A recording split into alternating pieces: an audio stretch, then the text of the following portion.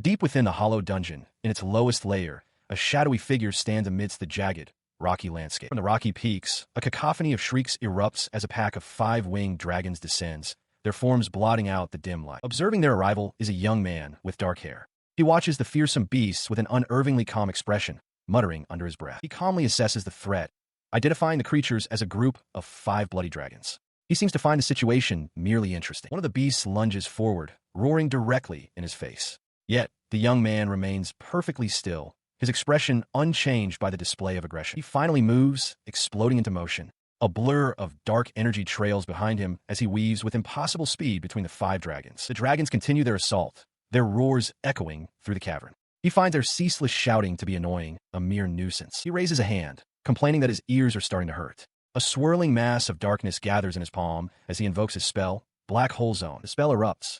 Tendrils of shadow and glowing arcane circles materialize in the air, ensnaring the dragons and pulling them off balance. The vortex intensifies, becoming a crushing singularity. With a powerful whoosh, it violently pulls all 5 dragons into its dark, silent abyss. He unleashes the final, crushing wave of his spell, a vortex of pure darkness that shrieks as it consumes everything in its path. The spell's immense force compresses the last of the dragons, twisting space itself until only a single point of annihilation remains. He stands amidst the now desolate cavern, observing the aftermath. He senses that the moment he has been waiting for is about to arrive. A system interface materializes before him, confirming his status. His name is Umamo Rin, age 17. He has reached level 9999, the absolute peak, with every single one of his stats: physical attack, defense, magic attack, defense, and agility, maxed out at 99999. He gazes at the screen, a quiet but profound sense of accomplishment washing over him as he confirms his achievement. His satisfaction erupts into a triumphant grin. With a bead of sweat tracing his temple,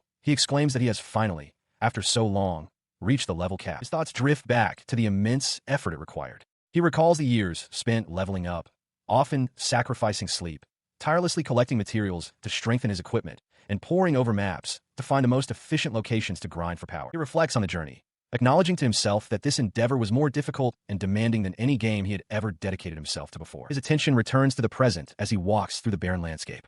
Pillars of light erupt from the ground, signaling the material drops left behind by the vanquished dragons. He examines the long list of acquired items, his eyes widening in pleasant surprise. Despite having reached the level cap, a rare item, the Bloody Dragon's Magic Eye, has dropped. He marvels at his incredible luck and immediately begins to wonder how large the reward from the Dungeon Management Ministry will be. 50 years ago, the world changed when dungeons appeared across the globe. Initial panic gave way to a new reality where humanity coexists with these mysterious structures.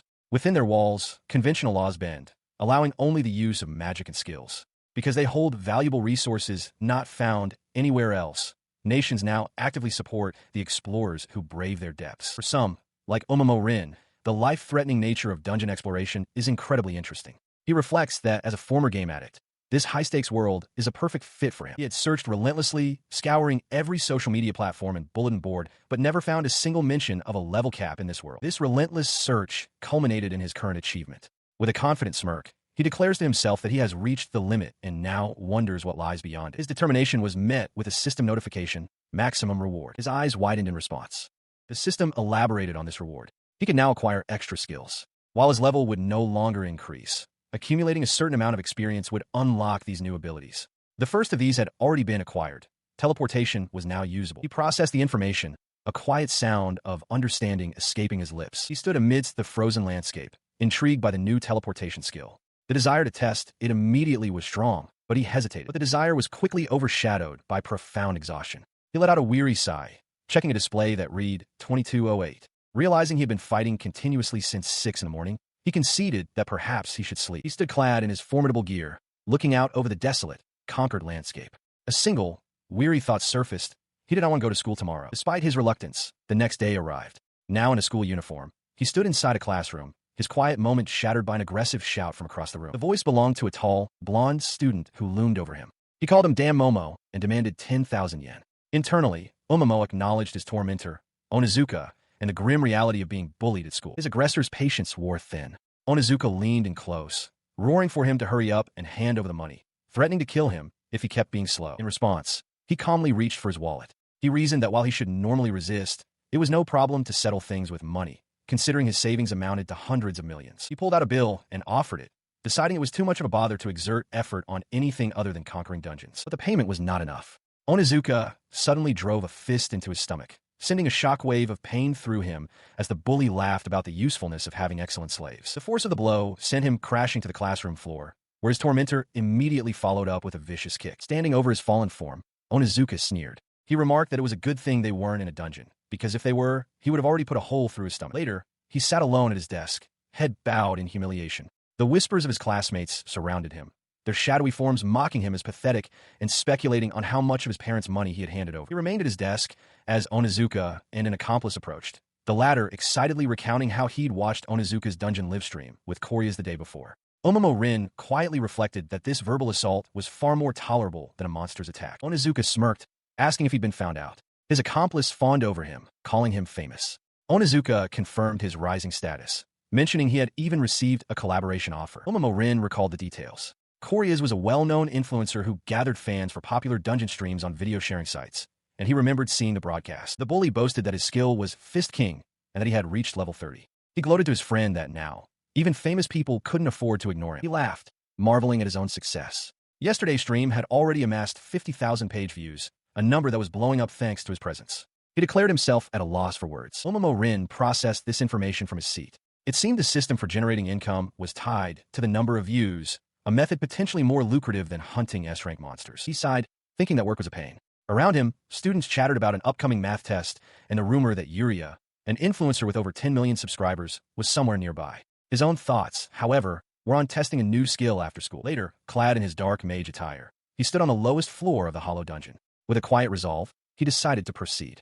A system interface materialized before him, displaying his mastery over all forms of elemental magic: fire, wind, earth, dark, and light. The display scrolled down, revealing a new entry under the category of available extra skills: teleportation. He studied the words. The new skill was teleportation. While he could grasp the concept from its name, he admitted to himself that he did not yet understand how to use it. He resolved to confirm his newfound abilities, but his focus was shattered by a piercing scream that echoed through the cavern. His eyes shot wide in alarm. He wondered who on earth could have made such a sound. To investigate, he focused his senses, activating a perception skill. As his vision shifted, the world transformed into a map of energy signatures. He located someone, and near them, 3 distinct evil presences. He realized, however, that they were all quite far away. The 3 malevolent auras were converging on the single, weaker one. He understood immediately. If things continued on this path, the situation would turn dire. With perfect timing, a shadowy figure appears in a flash of dark energy. A skill has been activated: teleportation. Elsewhere, a young woman with long, light hair finds herself in a dire situation, cornered by 3 hulking, horned ogres. She realizes this is bad. It was supposed to be a simple stream for the subjugation of a single death devil ogre, an easy win. Her audience's comments scroll by, confirming their expectations for a straightforward fight. As the beasts close in, she panics, wondering how it came to this. There are 3 of them, not one, and they are strangely enveloped in a pitch-black aura. Believing it's all over, her despair is mirrored by her frantic audience. Just then, a vortex of shadow erupts behind her. From that darkness, the cloaked man emerges, placing himself between the girl and the nearest ogre. He stands firm as the girl and her viewers react with shock at his sudden appearance. Seeing the ogre lunge forward, he decides it can't be helped. He must intervene. With blinding speed, he intercepts the creature's massive descending fist, the impact sending a shockwave through the air. Using the momentum, he pivots and drives a powerful kick straight into the ogre's jaw. The single blow sends the hulking beast flying, knocked out cold. The girl cries out in astonishment, her audience flooding the chat with disbelief at the impossible feat. In the immediate aftermath, he sweeps her into his arms, his hood and mask falling away to reveal his face. She looks up at her rescuer, startled and wide-eyed. He looks down at her and asks if she's all right. Blushing, she quietly confirms that she is, asking for just a moment to compose herself. As he stood over the first defeated ogre, the streamer girl cried out a warning. A second massive beast brought its spiked club down towards him, but he was already gone, activating his teleportation skill just as the weapon pulverized the ground. He reappeared a short distance away, noting how handy the skill was. The confused ogre looked around for its target while the streamer's audience reacted with a flood of messages, wondering who this mysterious boy was and marveling at his teleportation. From his new position, he launched himself forward, a dark blur of motion. He drove his bladed gauntlet directly into the side of the second ogre's head with explosive force. The strike landed true, but he instantly recognized his miscalculation. The ogre's massive, tooth-filled maw snapped shut just inches from his arm, a desperate counterattack he had narrowly avoided. The creature's head was completely obliterated by the impact, a fact the streamer girl registered with wide-eyed shock as the dark mage landed safely. He stood over the corpse of the second ogre as the stream's chat erupted with donations and praise. Viewers were amazed, thanking him profusely despite not knowing his identity. He reflected internally that defeating the Death Devil ogre wasn't nearly as difficult as his fight with the bloody dragon the day before. The stream's viewers, however, were ecstatic, calling him a hero and declaring him to be Mayuri-chan's knight. His gaze settled on the girl, and with a closer look, he realized who she was. It was Yuria, a girl from his school. He'd heard rumors about her, but never imagined she would actually be in a dungeon. A sense of unease crept over him. He had a distinct feeling that getting involved any further would only lead to something troublesome. The thought of simply leaving crossed his mind. He decided it was good that the situation hadn't become more serious. Turning his attention to her, he began to offer some advice, reminding her that even capable people shouldn't engage in such dangerous things, his thoughts drifting to the matter of an extra skill. He turns to depart, but Yuria's voice cuts through the silence, pleading for him to wait. Her plea hangs in the air as she stares at his back, her mind racing. She wonders who this mysterious person could possibly be. She considers her own strength. She is a high-level adventurer, level 80, yet the ogres she couldn't defeat were dispatched with ease by this stranger.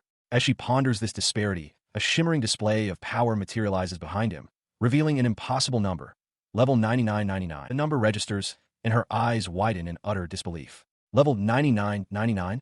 The concept is so staggering it defies all logic. Her shock gives way to a daunting, terrifying realization about the individual standing before her. He finally turns to face her fully, his gaze intense. He reverses her own unspoken question, demanding to know who she is. An alarm clock rings, pulling Omomo Rin from his sleep. He lies in bed, groggily realizing that morning has arrived. He sits up, rubbing his tired eyes. The previous day had been exhausting, filled with unexpected events, and the temptation to return to sleep is strong. His mind drifts back to a memory of his other self, the Dark Mage, being stopped by a desperate cry.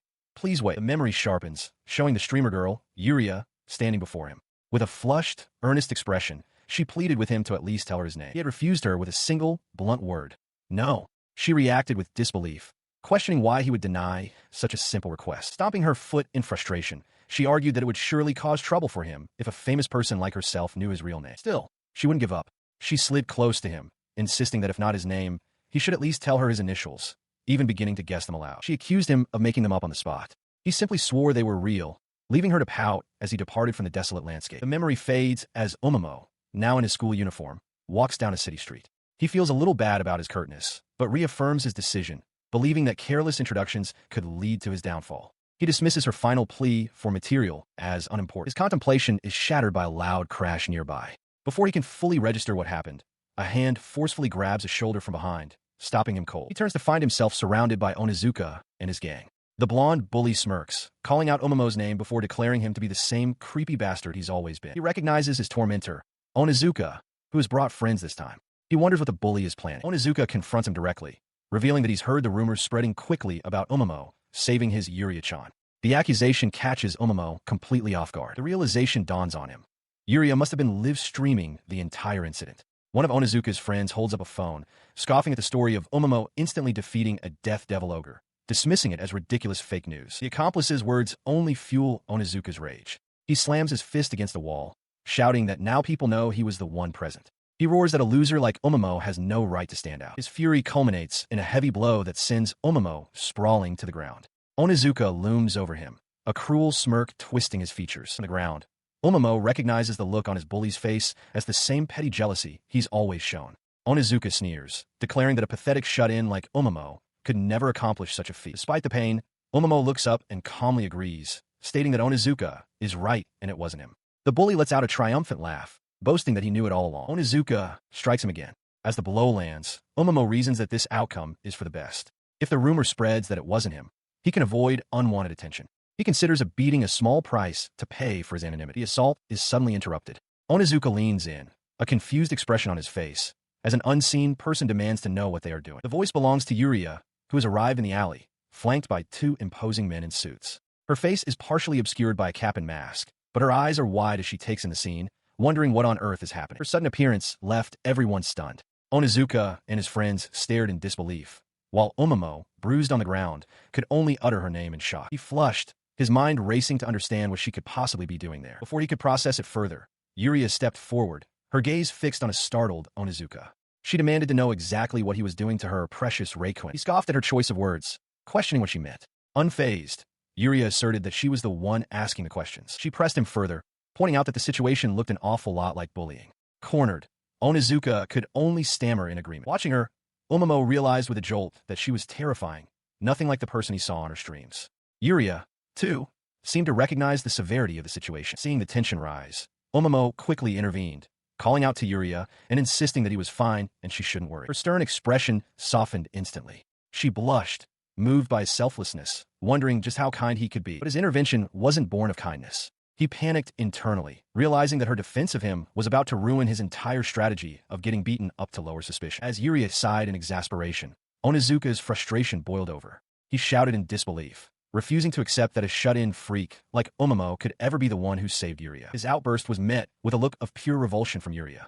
She found it disgusting. She continued her verbal assault, declaring that he had no right to address her so familiarly. To even compare him to Reikuen, she stated, was an insult. Furthermore, she condemned him and his friends as cowards for ganging up on a single person, leaving Onizuka and his accomplices stunned. Her thoughts then drifted to Reikuen, her entire demeanor softening into one of adoration. She recalled his seemingly indifferent, aloof attitude, and the way he effortlessly crushed his enemies with a calm expression. To her, it was incredibly cool and sexy.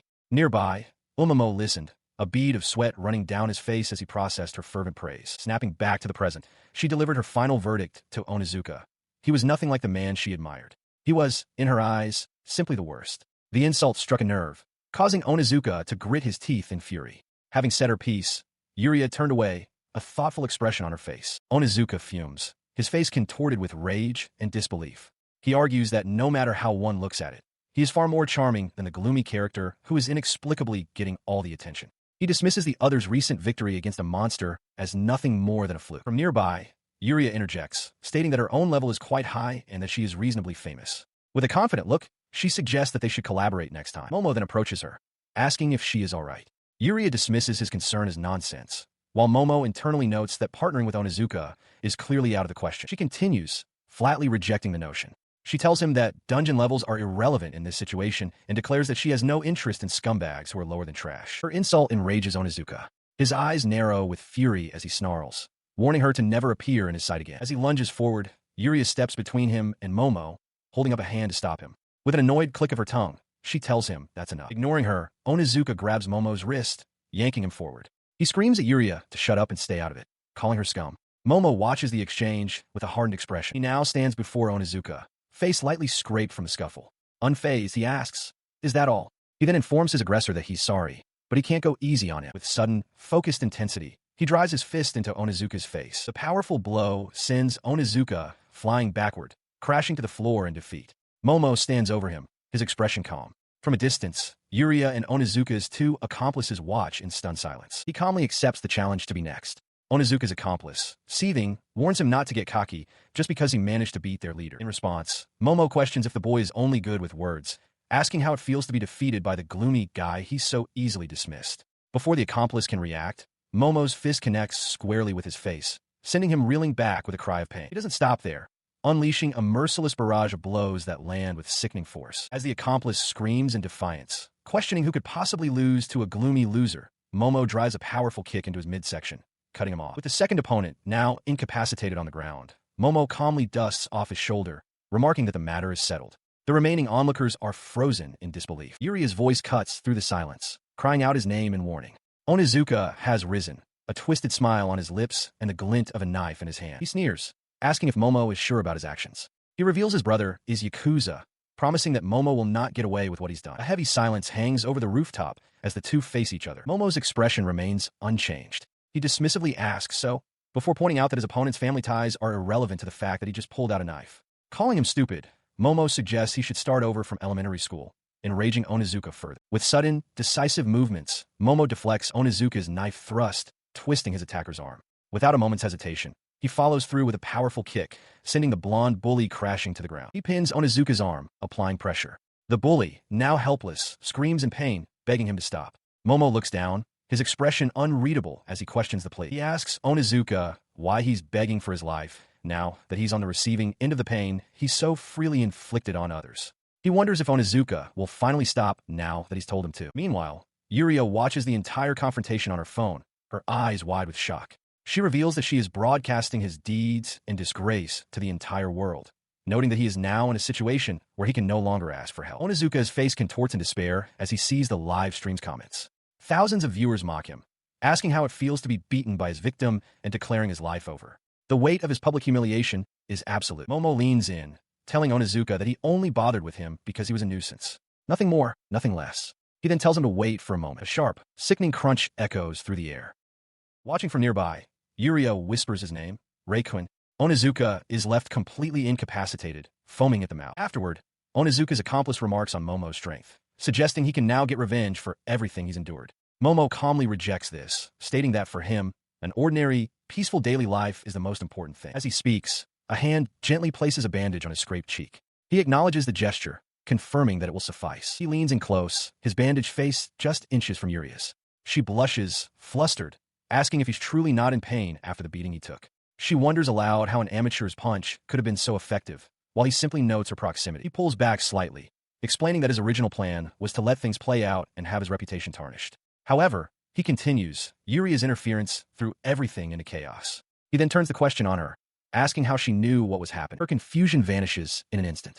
With a confident wink and a thumbs up, she tells him not to worry, cheerfully announcing that Reikun has already been perfectly identified. Behind her, a man in a formal suit and glasses bows deeply, looking utterly drained. Later, sitting together on a park bench, she explains her reasoning. She felt she had to go see Reikun and that she needed to protect herself. She also admits to the live stream, causing him to look away with a sigh of resignation. He internally reflects on her status. An S-rank adventurer outside a dungeon is just a normal girl, he thinks. It was only natural that she would be in trouble when challenging 4 large men. Her face flushes with indignation. She retorts that the person who instantly defeated a death devil ogre could hardly be considered an ordinary high school student. Leaning closer, a blush dusting her cheeks, she explains that she came to repay him for his help. He can only stare back, utterly bewildered by her statement. She turns away, pouting to herself. She thinks that he doesn't need to thank her and shouldn't mind it, but still finds him to be a very cold person. Turning back to face him, she makes a request. From now on, she wants him to call her Karen, revealing that her real name is Miyamoto Karen.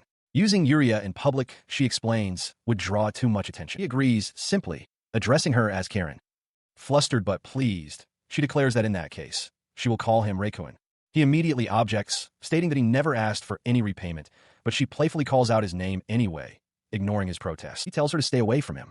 With her face hidden by her hair, Karen quietly asks if she can say something, leaving him to wonder what she could possibly mean. She leans in close, her face flushed, and whispers that she has information that not even her 10 million subscribers know, something more valuable than just her ear. He remains skeptical, asking what kind of information she's talking about, though he seems uninterested. Her next words, however, seize his complete attention. Orichalcum slime. His eye widens in sudden, sharp focus. This creature is a colossal monster, known for its overwhelming defensive power that makes it extremely difficult to defeat. In return, it grants a massive amount of experience points. The materials it drops can be used to craft the highest class of equipment, but he possesses very few of these precious resources. He considers the implications. It's a monster that is incredibly rare to even encounter. He can't understand why she would share such valuable information with someone else. Beaming with pride, she explains that a massive outbreak of them is occurring at the Nishizakura dungeon. She thought it would be useful for him, for Reikun, so she decided to pass the information along, eagerly asking if it helps. She then proposes they go together after school. Looking away, he offers a simple, direct thank you for the valuable information. Her confident demeanor falters slightly, and she mutters that he's being too blunt. As the sun sets, the scene shifts to the grand, imposing entrance of the Nishizakura dungeon. His mind is set. His level is already maxed out. All that remains is to acquire the strongest equipment. A vision of a magnificent, powerful sword solidifies his resolve. Now clad in his full combat attire, the dark mage stands before the dungeon's threshold, energy crackling around him as he prepares to enter. He stepped into the Nishizakura dungeon, and the world erupted. A blinding flash of white energy tore through the darkness, shattering the very air around him in a chaotic explosion. Yet, amidst the maelstrom, his expression remained utterly calm. His eyes, narrowed with cold focus, betrayed no hint of fear, only unwavering resolve. At the entrance to the West Coast dungeon, a large crowd of adventurers has gathered. Standing apart, Karen Miyamoto observes that a surprising number of people have come. Omamo Rin, beside her, remarks that they ended up coming together after all. He explains that the dungeon's lowest level is the 50th floor, where the orichalcum slime resides, a journey that normally takes a significant amount of time. He offers to quickly grab one or two, but as he takes her hand, she becomes flustered. She insists they should just run, but he dismisses the need. Ignoring her protests, he pulls her forward, declaring, "Let's go." He activates his instantaneous movement skill, and they are both consumed by a swirling dark energy, vanishing from spot. They reappear instantly in a grand, arched hallway deep within the dungeon. Karen is bewildered, asking what just happened and how they reached the lowest floor so quickly. He calmly informs her that it was due to the instantaneous movement skill he recently acquired. His attention shifts forward as he identifies a massive horde of orichalcum slimes blocking their path. His eyes narrow at the sheer, overwhelming number of creatures before them. Karen gasps, suggesting that even for someone as fast as him, escaping 10 of them would be a challenge. With a grim expression, he corrects her estimation. There are not 10, but 1,000. He wastes no time, leaping directly into the metallic throng. His movements are a blur as he carves through the slimes, his bladed gauntlets shattering their tough bodies with ease. He then activates his fire tribute magic, unleashing a spell called Prominence Zone. Intricate magical runes form a glowing circle on the floor as he commands the slimes to be devoured by the impending inferno. The devastating attack leaves Karen speechless. She marvels at his incredible power, but is confused, asking why he isn't fighting them directly. She recalls that magic attacks are supposed to be completely ineffective against orichalcum slimes. He confirms her knowledge, stating that their high defense prevents them from taking damage normally. However, he adds that since his own stats are maxed out, such rules do not apply to him. Turning to her, he announces it's time to head to the next location, and she meekly agrees. Watching him, Karen's conviction solidified. He was stronger and cooler than anyone she had ever met. Inspired, she resolved to become stronger herself, to become a girl worthy of standing by his side. Her resolve was immediately tested as new monsters, creatures of living rock, appeared. Omomo Rin met their charge head-on, unleashing a swirling vortex of dark, runic energy that tore through their ranks. He shouted for her to run toward an escape route, but Karen was ready to contribute. With a confident smile, she declared that he could leave it to her, preparing a spell of her own. She unleashed a powerful water element spell, Absolute Zero, which erupted from the ground in massive shards of ice. Omomo Rin watched with a smirk, impressed by her unexpected power. Karen winked, thinking to herself that this was the level of skill expected from someone with 10 million subscribers. They fought back-to-back, a seamless combination of dark power and brilliant ice, clearing the path before them with practiced ease. When the last monster fell, Karen stared in disbelief. The battle had left her exhausted, but she was shocked to see her level had already jumped to 150. She turned to Omomo Rin, gushing that it was all thanks to him, noting that even S-rank explorers were only around level 120. He tried to deflect the praise, stating he only used her information about the slimes, but she vehemently insisted it was all his doing, exclaiming how glad she was to have met him. He listened to her effusive praise with a weary expression, thinking to himself that she was being overly dramatic. His thought was cut short as his senses suddenly flared, his attention snapping upwards as if alerted to something new. A notification materialized before him, announcing the acquisition of a new extra skill, Magic Attack Reflection. He ponders the meaning of his new skill, Magic Attack Reflection. Did it mean he could simply reflect an enemy's magical attack back at them? Or was there some other, hidden function? He concluded that the only way to know for sure would be to test it in the next fight. A confident look crosses his face as he recalls the reward he earned after the grueling struggle to defeat hundreds of orichalcum slimes. This was already his second extra skill. Omomo Rin reviews the spoils from his victory, a triumphant look on his face. The list of items is impressive. 2 orichalcum slime cores, a carapace, a mana pouch, and a treasure orb. He recognizes this as a substantial and valuable haul. He continues scrolling through his inventory, finding even more rare materials in vast quantities. Hundreds of bloodstained dragon's eyes, dead parasites' leaves, and proofs of a divine dragon. He realizes that with these resources, he can earn a significant amount of money, pondering just how far this will take him. Holding a glowing card that seems to be activating, his expression hardens with resolve. He confirms to himself that this is no mistake. He will absolutely see his plan through to completion. As he stands firm in his decision, Karen approaches from behind, asking if he is finished and noting that he took some time. He turns to face her, and she blushes, recalling his earlier declaration that he was not her enemy. The scene shifts to the aftermath of the battle. Onizuka stares in disbelief, muttering that this outcome means death. Nearby, a stern-looking man with a beard observes the situation grimly. Omomo Rin, with Karen now safely behind him, simply tells them all to go home. Later, the bearded man stands alone in the now-empty hall, questioning what just transpired. As the morning light filters in, he looks around the silent room, bewildered by the turn of events. Sometime later, Omomo Rin lies in bed, awakened by a notification on his phone. He wonders who could be contacting him, realizing with a sense of dread that his peaceful days are over. Someone is investigating his dungeon search history. He reads the message, sent from Onizuka. It's a direct threat, confirming a meeting with Omomo Rin and ordering him to come to the Heavenly Dungeon the next day at 10 p.m., where Onizuka vows to kill him. The message confirms his fears. His hand tightens around the phone. He realizes Onizuka must have gotten his number from someone else, recalling how he was previously ambushed. The thought that his own sister is being used as bait fills him with a cold fury. Without hesitation, he makes a call. On the other end, Karen answers surprised. He gets straight to the point, telling her he needs to discuss something important about her brother and asking for the date and location of their planned meeting. He listened as Karen's voice came through the phone, Flustered, she argued that outside of dungeons, he was just a normal student, admitting that she had been manipulating him and pulling the strings. Unfazed, he simply told her that was fine by him. Her composure broke, and she confessed that she truly, deeply liked him, questioning what would become of her if he wasn't just a pawn in her schemes. She continued, her voice filled with a newfound resolve, stating that she was already by his side. Sitting at her desk, a determined glint in her eyes, she declared that this time, she would be the one to protect him, even if it meant her own brother might kill her for it. After a brief phone call, Rin agrees to a request, his expression serious. On the other end, Karen Miyamoto responds with a cheerful confirmation.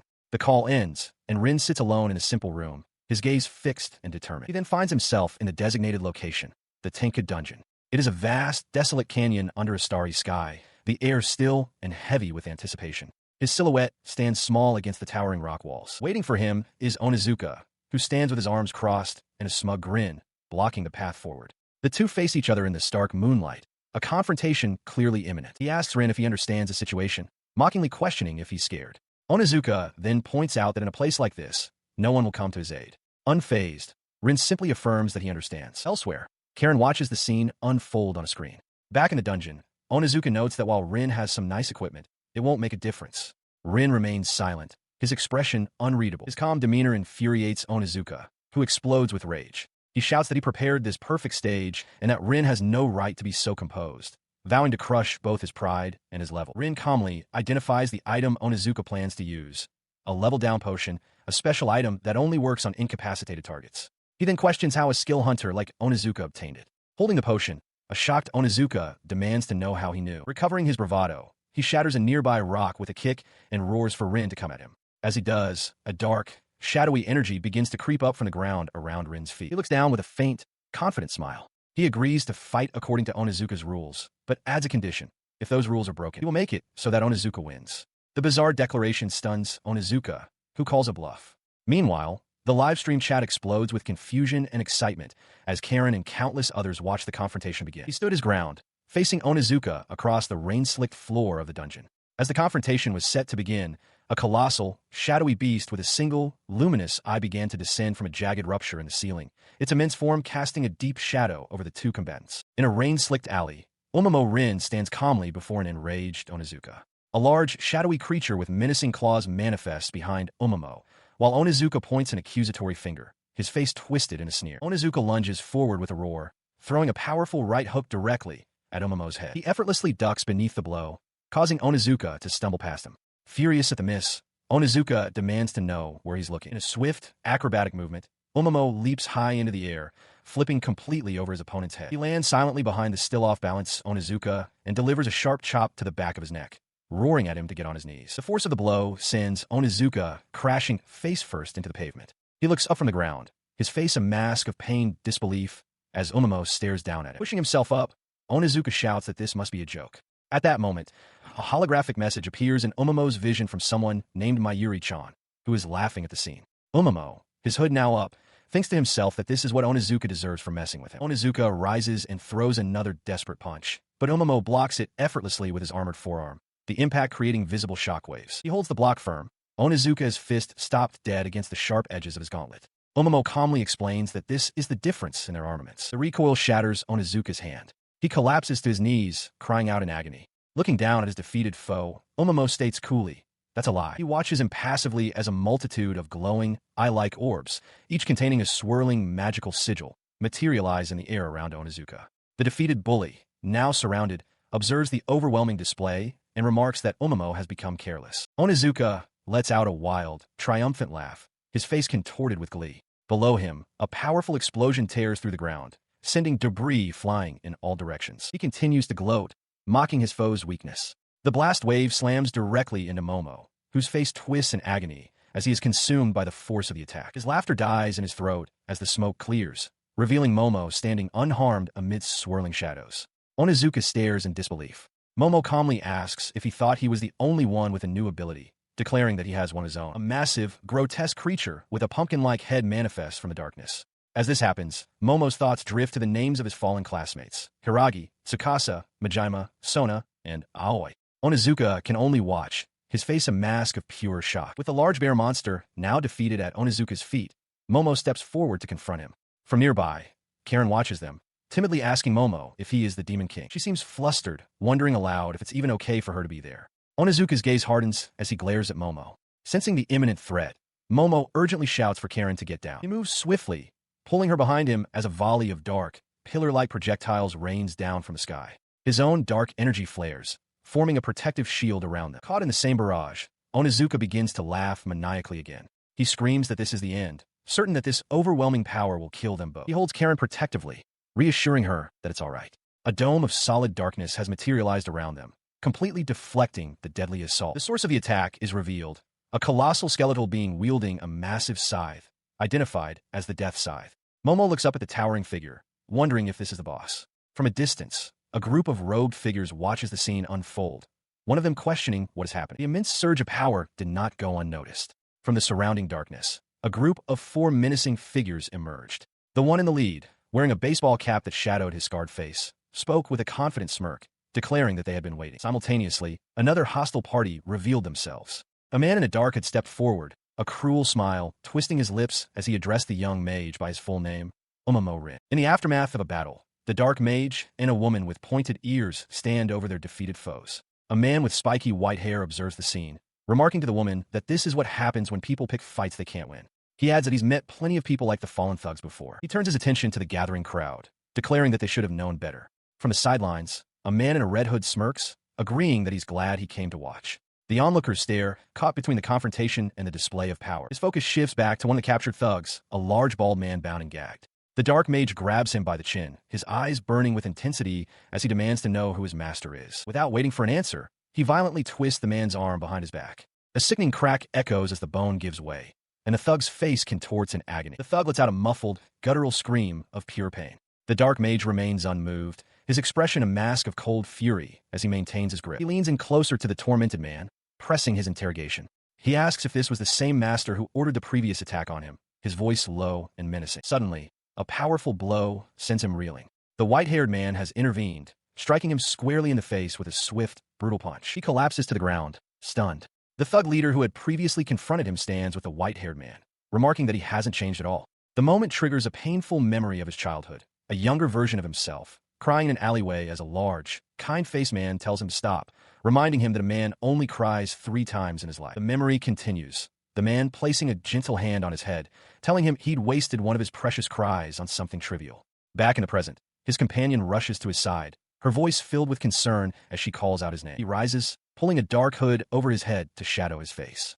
With his companion beside him, he declares that as long as he has something to protect, he will continue to fight. He faces the crowd and his adversaries, warning them that they won't lay a single finger on what is his. The white-haired man and the red-hooded observer look on, surprised by his sudden declaration. His eyes burned with cold fury as he leveled a threat, his voice low and menacing. He promised them that in the depths of hell, standing before his elven companion, the dark mage issues a grave warning to the surrounding thugs, telling them they will regret their actions in the depths of hell. The hooded leader of the group scoffs, dismissing him as a mere kid and challenging what he could possibly do. In response, one of the thugs charges forward with a baseball bat, shouting that their opponent is just a child. As the man rushes in, the dark mage's hand begins to contort and glow with a sinister, shadowy energy. He slams his transformed hand into the stone ground. The impact shatters the pavement, unleashing a wave of dark power that erupts outwards towards the charging assailants. The shadowy energy instantly forms into a monstrous, draconic maw that lunges and clamps down on the head of the first thug. The man screams in agony as the dark mage watches with cold fury. The violent assault continues as the dark construct thrashes about, sending the thugs flying. One is thrown through the air, while another lies unconscious on the ground. The alley now a scene of utter chaos. The leader of the thugs stares in disbelief, cursing under his breath. He cannot understand how his target can be so powerful, especially outside the confines of a dungeon. Amidst the aftermath, the elf companion turns to the dark mage, her expression serious. She asks him who he really is, noting that he clearly possesses real combat experience. He glances back at her, his gaze sharp. He questions why she would think he could be underestimated by such a group, implying his strength is a given. The thug leader, overhearing the exchange, erupts in fury. He shouts in disbelief at the mention of combat experience, claiming the boy is nothing more than a pampered weakling. Unfazed, the dark mage calmly addresses the remaining thugs. He informs them that, when compared to actual monsters, their power level is equivalent to that of a simple red slime, leaving them utterly stunned. He calmly met the thug leader's furious glare, holding a dark blade at the ready. He questioned the man's anger, asking if it was because he was losing to a mere boy, even calling him a baby, The leader seethed, spitting out the word brat, enraged by the taunt. The leader threw his arm forward, shouting an order to his men. He told them to forget talking and to attack, making sure to get the woman as well. In response, he exploded into motion. A blur of black, he lunged through the charging thugs, his bladed gauntlet carving a path through their ranks with lethal speed. The assault was swift and brutal. He spun and slashed, his dark weapon cutting down one opponent after another before they could even react. His blade found its mark on the hooded leader, who reeled back with a cry of pain as blood erupted from his chest. One of the remaining thugs cried out for his leader, his face a mask of disbelief. He couldn't comprehend how such a young boy could possess such devastating power. With the leader bleeding on the ground, the dark mage crouched beside him. He told the man he should be relieved he wasn't killed instantly, then began his interrogation, demanding to know why they were operating in secret and if they were backed by a political family. The thug leader gritted his teeth, defiantly stating he would tell him nothing. In response, the dark mage's hand clamped down on the man's head, his expression hardening. Without another word, he smashed the man's face into the stone floor, the impact shattering the tiles beneath. He looked down at the unconscious form, a flicker of annoyance crossing his features. He stated that he had only asked a question and expected an answer, wondering aloud if the man's head was as simple as the rest of him. He watched as the defeated thug leader, face down in a pool of his own blood, managed to speak. The man warned that his defiance was only temporary, for soon, Jinba's older brother would arrive. Once that happened, he spat. The dark mage's end would be certain. The name caught his attention. Jinba, he murmured, his gaze narrowing as he considered the connection. His eyes widened in sudden realization, but before he could react, his elf companion appeared at his side, her blade flashing to intercept an attack. "Get back," she commanded. The dark mage, his attention still on the downed man, declared that it was over for him. His companion confirmed the thug's warning, stating that Jinba's older brother was indeed formidable. An older man with a scarred face and an eye patch descends with a powerful kick aimed at the dark mage, who shields his elven companion on the ground. The attacker remarks on the young man's impressive agility. In the chaos, the dark mage dodges a sword strike from another combatant, the force of the mist blow shattering the pavement. The dark mage raises his own blade to block a heavy downward slash from the eye patch-wearing man. Sparks fly at the point of impact. Looking down, the attacker observes that his opponent is indeed quite skilled. He stares intently at the man's face, his eyes fixed on the distinctive scars around the eye patch. A flicker of recognition crosses his face as he exclaims, "You! That wound." The dark mage demands to know how his opponent can be so strong.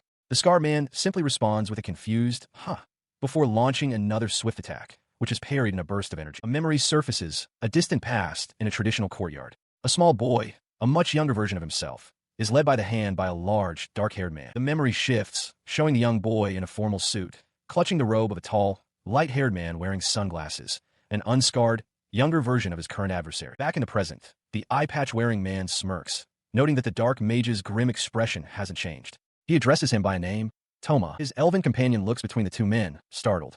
She asks if they know each other. The dark mage confirms it, explaining that this man, Toma, is the one who raised him in place of his father. The man, Toma, is struck with disbelief. His single eye widens in shock as he stammers. "Rei?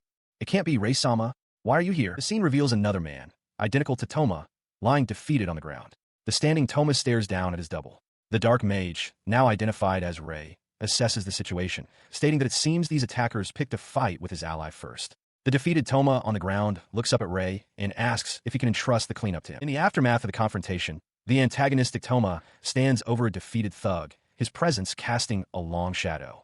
He coldly asks the man if he understands who he was trying to kill. The terrified thug can only stammer in confusion before Toma identifies himself as the leader of the Kanya Megumi. A reputation precedes the young man they sought. He is known as Omamo Rei, the blood-soaked Silent One, a figure whose very name is whispered with fear and reverence, backed by the formidable shadow of his past. The surviving thugs stare in disbelief as Rei stands calmly amidst their fallen comrades.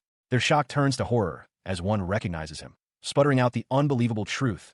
He is the boss's son. He turns his attention from the defeated men to his elven companion, who trembles from the ordeal. He gently reassures her that everything is all right now, and she gives a small, shaking nod. His gaze hardens as he confronts one of the conscious thugs, demanding to know what is happening.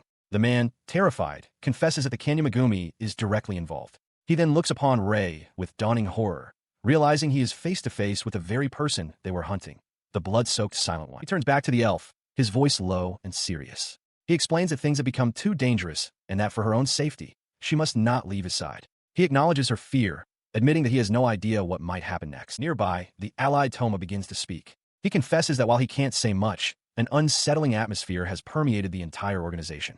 He cannot say for certain what is about to happen. As he listens, Rei processes the information, finding the situation deeply strange. He knows the Kanya Megumi is a top-tier power in Japan.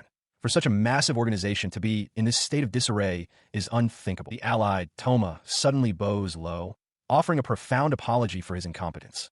Ray quickly tells him that's enough. He orders the man to stop, stating that just looking at his face, the same face as his enemy, is enough to make his anger boil. Toma, the man with the eye patch, addresses the young man before him. He states that he is, of course, not there for an apology. Instead, he asks about the black items that have come from the Dungeon Management Bureau, questioning if the young master is also investing his efforts into dungeon exploration. His eyes narrow slightly as he repeats the words, "Black items?" Toma elaborates, confirming that the country has become fixated on them. He reveals that the boy known as Onizuka had been using EXP juice, an item that had been circulated from the Dungeon Management Bureau. He waves off the concern, dismissing the items as nothing important, just some shady goods. He assures the young master that he'll surely take a liking to them. The young man, however, seems preoccupied with another thought. He changes the subject entirely, asking, "How? His father? Is he well?" Toma's expression brightens instantly, and he exclaims that he is. The exchange brings a recent memory to the forefront of Toma's mind.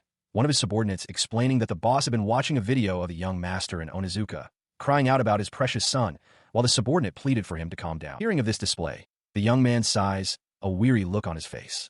Some things never change, he mutters to himself. His thoughts drift back to his childhood. He remembers his father, a massive, demonic figure, bowing deeply, apologizing profusely for having such a terrifying face despite being his subordinate. He then recalls a gentler moment, his father patting his head reassuringly. The man told him not to worry about things like raids, praising him for his hard work and noting how kind he had always been to him. Considering these memories, a realization dawns. He cannot imagine that his father would ever order his death. Recalling Karasu's words about an ominous atmosphere, he concludes that some kind of trouble must be brewing within the organization itself. He stood with his companion as Toma made an offer. The man promised to deliver Ray's favorite black items the following day and assured him that the matter of Onizuka's debt would be settled. Ray, however, dismissed the concern over the debt. Instead, he requested that the same tools Onizuka's group had used, the ones that were now broken, be delivered to him by the next day. Toma acknowledged the request with a simple, understood. With their business concluded, Toma stated he would handle the aftermath, gesturing toward the unconscious bodies littering the ground. Ray accepted, turning to leave with the elf companion at his side. As they walked through the quiet woods, away from the city lights, he noted his companion's silence. She offered no response, her expression unreadable. He didn't press her further, understanding her hesitation.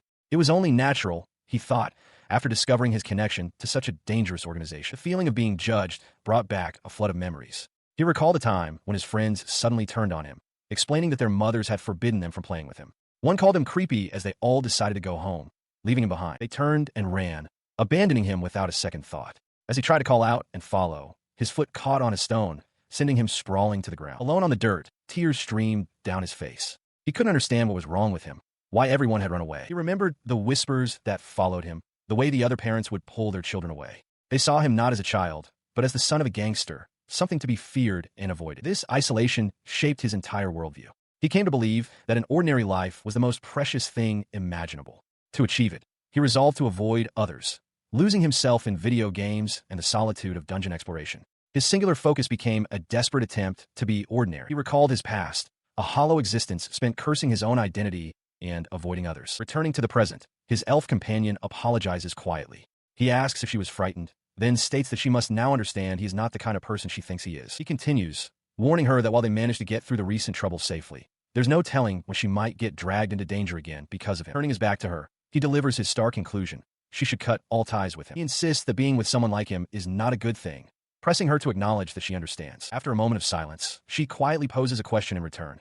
Where could one even find an ordinary life like that? With the conversation at an end, they begin to walk in opposite directions. As he departs, he thinks to himself that it was wrong of him to have ever wished for such a life from the very beginning. In his apartment, Ray Omomo awakens with a deep stretch and a yawn, feeling the lingering exhaustion from the previous day's events. The quiet morning is interrupted by a soft chime from his phone, drawing his attention. He picks up a device to find a news alert displaying an article about a suspect arrest, the image clearly showing Onizuka. Alongside, it is a message from Toma, stating that the matter with the Onizuka gang has been resolved and is awaiting his review. The news photograph captures Onizuka in handcuffs, being escorted by two officers into a vehicle. A feed of online comments scrolls by, with users expressing scorn and satisfaction at his downfall. Ray messages Toma back, confirming he saw the news and thanking him for his efforts, musing that Toma must have handled everything from the ground up. Toma replies promptly, thanking him in turn and asking for instructions regarding Uria's prepared streaming equipment. His thoughts then shift to his elven companion. He recalls a recent conversation where he urged her to cut ties with him, insisting that being by his side had never brought her anything good. She had immediately and firmly rejected the idea. He had pressed the point, warning her that she could get dragged into his dangerous affairs. His words, however, only seemed to confuse her, leaving him perplexed by her unwavering presence. Looking at him with a soft, earnest expression, she had asked if he had truly forgotten just how much she liked him. She continued, explaining that she had sensed from the very beginning that he was being targeted by the Onizuka gang. Yet, when their name was mentioned, he showed no reaction.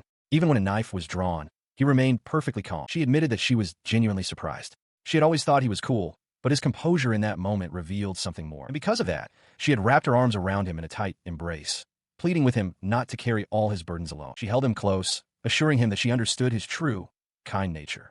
Ray remained silent, taking in her words. She confessed that she had fallen in love with that very kindness. She declared that she didn't care if others scorned her or if she was ordered to leave. She pleaded to be allowed to stay by his side. He looked at her, a thought crossing his mind. She was truly a strange woman. Her resolve was clear in her expressions. She declared that regardless of who might try to approach him or who might shun him, she would not leave him, especially not in his current situation. As he looked at her hand, holding his, a realization began to dawn. Perhaps she was the one who could give him what he had always yearned for, even since he was a lonely, bruised child. Later, a small smile touched Ray's lips as he looked at his phone. He had sent a simple request, and her reply was just as direct. Understood. He couldn't help but think again how truly strange she was. He arrived at school to an atmosphere thick with tension. Students parted before him, their whispers and fearful glances following him across the courtyard. As he walked the halls, a student accidentally bumped into his shoulder, freezing in terror. The boy stammered an apology, promising to get out of his way at once. The student and another nearby quickly bowed their heads in deference, one offering a respectful greeting while the other urged him to pass. They held their positions until he was gone. He continued down the hall, a single drop of sweat tracing a path down his temple. It was obvious everyone was afraid of him. He concluded they must have seen the broadcast. Just then, a voice cut through the fearful silence. A female classmate called out his name, stepping forward to thank him. She explained that she, too, had been a victim of the bullying, and because of his actions, she was now free. She begins to protest, but he cuts her off, asking if she means the bullying. He explains that with Onizuka's violent behavior, it was difficult for anyone to retaliate, so she shouldn't worry about it. He then tells her that from now on, she should live however she wants, to her heart's content. His gaze is firm as he gives this advice. He adds that she has finally been freed from her tormentors and bids her farewell. Flustered, with a bright blush on her cheeks, the girl stammers out a heartfelt thank you. As he walks away from the school grounds, he lets out a weary sigh, lamenting the end of his peaceful days. He reflects on how he's been the center of attention all day. Just then, a sleek, black luxury car pulls up beside him. Startled, he stops as the car door opens. A tall, elegant woman in a formal dress steps out, addressing him respectfully as young Master Umamo, and informing him that she has been waiting. As Ray stands on the street, the door to a luxury car is opened by an elegant woman's hand. He stares in disbelief, questioning why she was waiting for him and what is happening. The woman leans in close, whispering that she is acting on orders from the boss, Toma. Her instructions were to make a spectacle of herself with Ray to silence the unruly students who had been bothering him. His mind reels at the absurdity. He internally curses the old man for orchestrating such a completely unnecessary display. The spectacle does not go unnoticed. Two of Ray's classmates watch from a distance, stunned. One wonders aloud if the beautiful woman is Umamo's lover, while the other, noting the expensive car, remarks that they truly live in different worlds. Back by the car, the chauffeur asks about the underground item he was supposed to have mentioned. Ray, his face a mask of irritation, laments the disruption to his peaceful days as she instructs him to get in. He complies, slumping into the seat with a sigh of resignation. As the car pulls away, he mutters a curse directed at his damn old man. The vehicle arrives at its destination, and Ray is led down to a basement where he immediately confronts Toma, grabbing the man by his tie. He asks if Toma is angry, warning him that he should be prepared for what's to come. He continues, his voice rising with raw frustration as he yells that he just wants to live a peaceful life, which Toma has now ruined. Despite his anger, he concludes with a formal, albeit strained, apology for the trouble. Releasing the man's tie, he stands back, hands on his hips, and impatiently demands that Toma get to the point about the underground item. The older man remains unfazed. He calmly reveals the truth. The vice minister of the Dungeon Management Bureau wants to meet with Osama.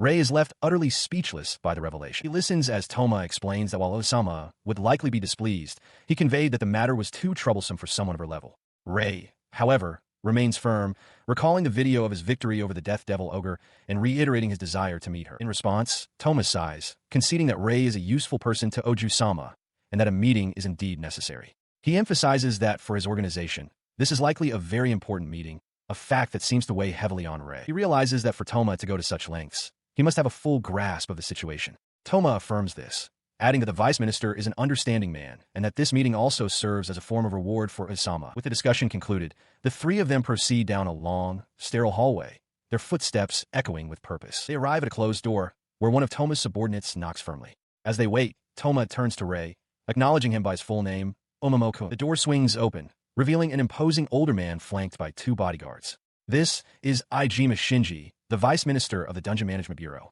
He looks Rei over and remarks that he doesn't seem like a typical high school student, noting his apparent courage. Stepping into the room, the vice minister formally introduces himself as Ijima. He expresses his pleasure at meeting Rei, calling it an honor, but quickly dismisses the need for formalities, explaining that he was the one who requested this meeting with the head of the dungeon management. He then presents a business card to Rei, gesturing for him to take. Taking the card, Rei apologizes, explaining that he doesn't have one of his own. Ijima chuckles, clarifying that the card isn't for a formal exchange. It contains a phone number Rei can use to extricate himself from any police investigations. The vice minister continues, revealing he knows Rei's secret, that while he is publicly an influencer, he is secretly the young head of the Kamishirogumi. Ijima warns that this dual identity makes it likely he will be drawn into trouble, a revelation that leaves Rei utterly stunned. Vice Minister Ijima continues, explaining that while Japan is sensitive to such incidents, the matter can likely be hushed up. He assures Rei that he will arrange things to avoid any unnecessary investigations and provides a phone number to call should the police arrive. The vice minister seems taken aback by Rei's silence, remarking that this must be a very important matter. Rei processes the offer, realizing that for Ijima to give him such a powerful tool, there must be an ulterior motive, especially since they have only just met. He voices his observation aloud, complimenting the vice minister on his considerable insight. Internally, Rei resolves to be more guarded, considering that he might need to be the one to take the lead in this situation. Ijima simply responds with a thoughtful hum, acknowledging the young man's astuteness. The man with the eye patch, Toma, offers to show Rei the other items available. Before them, a large, ornate book materializes, floating in a swirl of magical energy. Rei looks up, intrigued, as the book's pages flutter open to reveal intricate diagrams. The text identifies it as the Taming Book Level 1, an item that grants new skills upon use. It is explained that this particular item allows its user to employ monsters as familiars, conjuring images of a chained dragon, a cyclops, and a demonic imp. Rei is taken aback, questioning how one could gain an extra skill simply by using an item, especially since he only recently gained the ability to use his own instantaneous movement. He muses that while taming monsters is a powerful ability in games, he has never heard of a dungeon explorer possessing such a skill. Toma then presents the next option, the Phoenix Feather.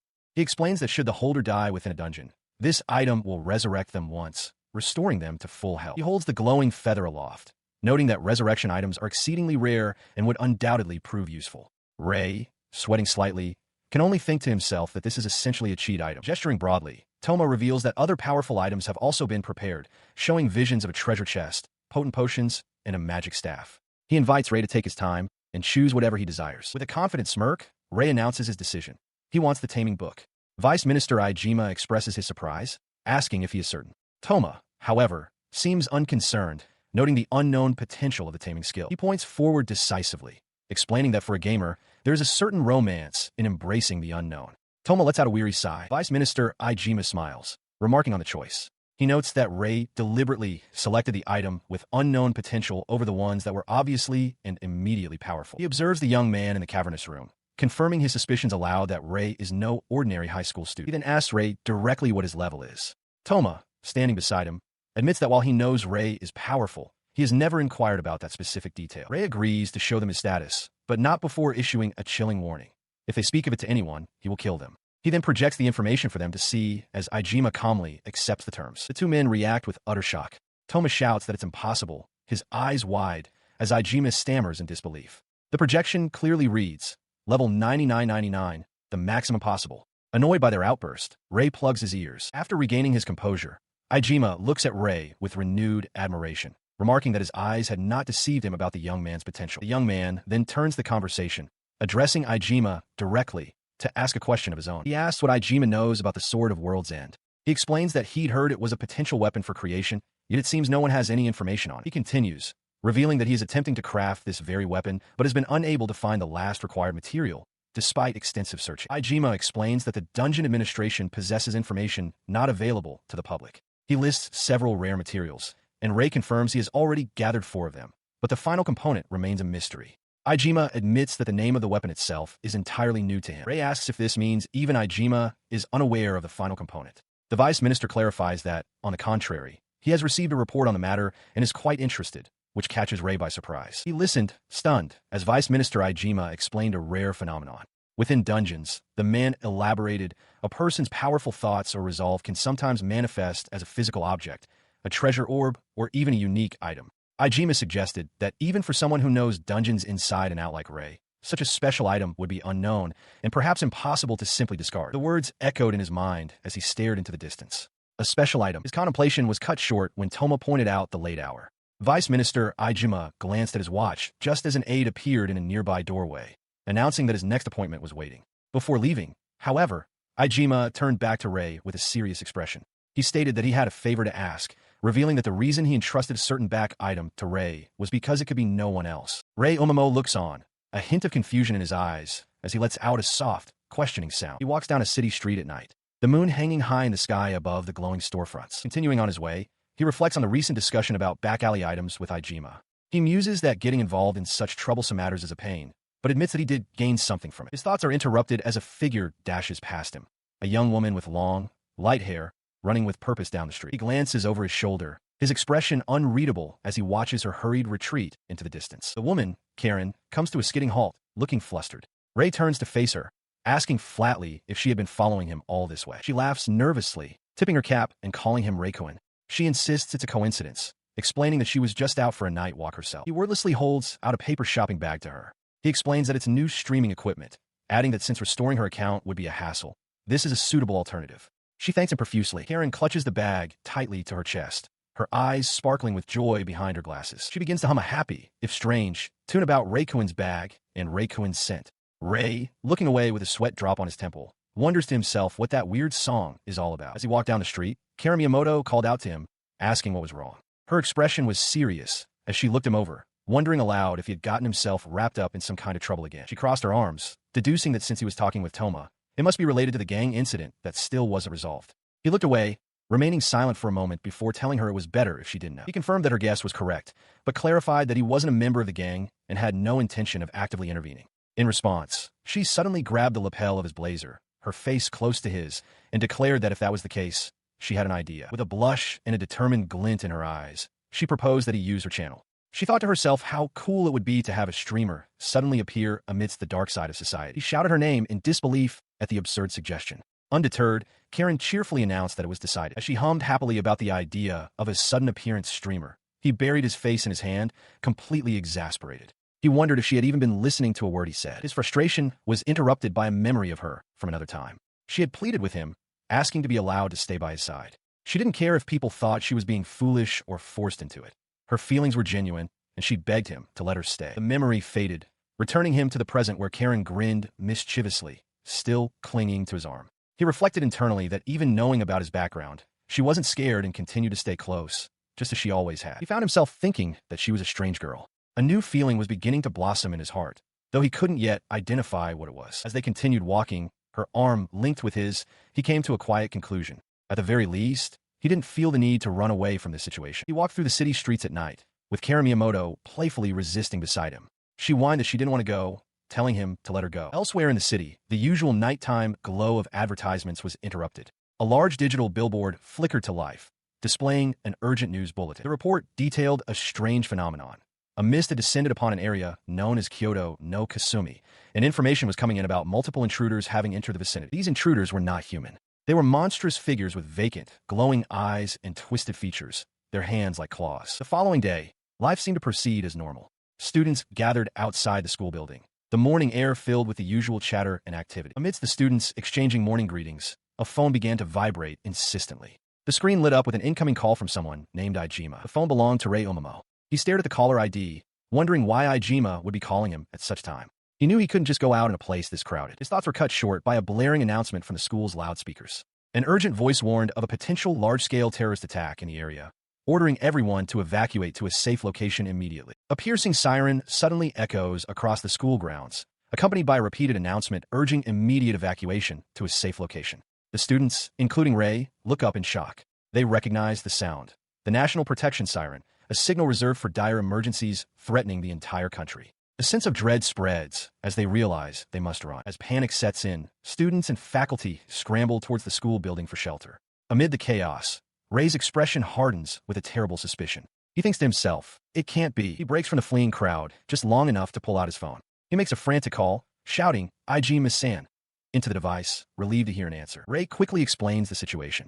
On the other end of the line, Vice Minister Ijima listens with a grim expression, confirming he understands and stating that the circumstances are even worse than he had anticipated. Standing alone in his office, Ijima acknowledges the gravity of the unfolding events. He decides to be direct and brief with his instructions. His voice is low and serious as he delivers a chilling confirmation over the phone. We were targeted. Rei listens, now standing near the entrance to a 24-hour parking garage.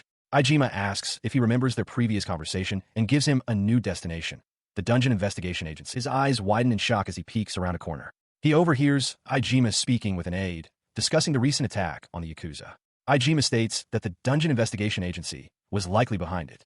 The revelation hits Rei with the force of a physical blow. The Dungeon Investigation Agency is a powerful entity.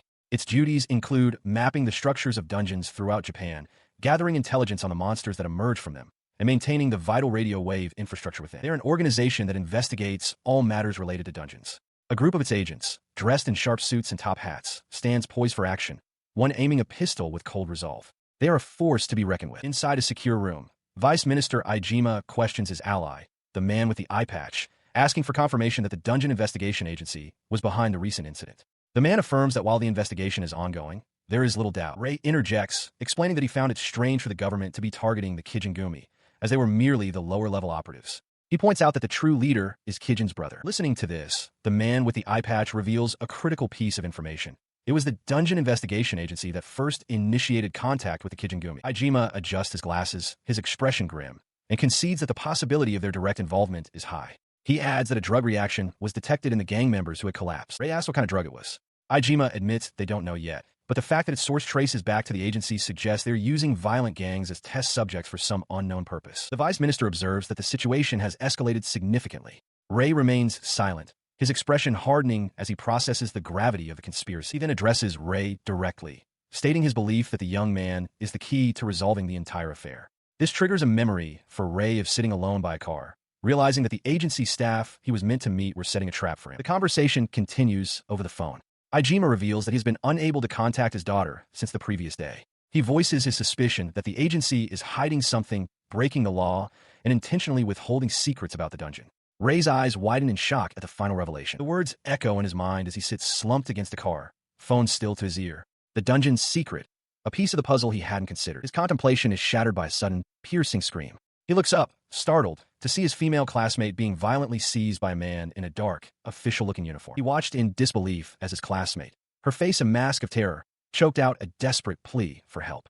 His mind raced, questioning why the police would be involved in such a violent public assault. The attacker, a man in a formal uniform, revealed a monstrous visage. His eyes were blank white, his skin stretched taut over his skull, and he muttered incomprehensibly. The horror escalated as he realized it wasn't just one man. An entire squad of these uniformed monstrosities had swarmed the alley, their identical, ghastly faces contorted in silent aggression as they forcefully subdued his classmate. A cry of terror echoed from a nearby onlooker, who could only ask what these creatures were. Omamo Rin stands in shock, confronted by a horde of uniformed men with monstrous, distorted faces. He wonders what these creatures could possibly be as they advance menacingly on him and his female classmate. The creatures give him no time to ponder. One lunges, and as his classmate cries out in alarm, he curses, blocking the attack and wrenching a baton from its grasp. He immediately puts the weapon to use, sweeping it low to strike at the legs of the surrounding officers. As he fights, another of the monstrous figures takes aim with a revolver. The blow sends him to his knees.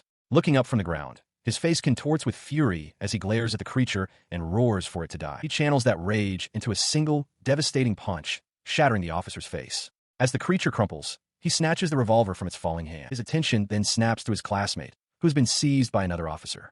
He levels the stolen weapon and commands the creature to let her go. Before he can act, however, she moves with surprising speed. She drives a powerful kick forward, sending her shoe flying like a projectile straight through the officer's head. The creature gurgles, its life extinguished, as she lets out a sharp cry, her face a mask of terror and exertion. Seeing her distress, he runs to her side, shouting for her to evacuate to the school immediately. Startled, but understanding, she stammers an agreement. She turns and flees, calling back a word of thanks to Omamo.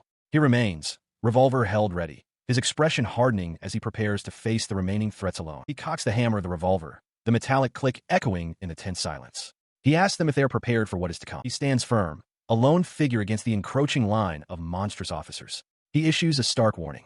The first one to make a suspicious move will be killed. His expression hardens into a glare of pure defiance. He scoffs at the very notion that these pathetic officers could ever hope to defeat him.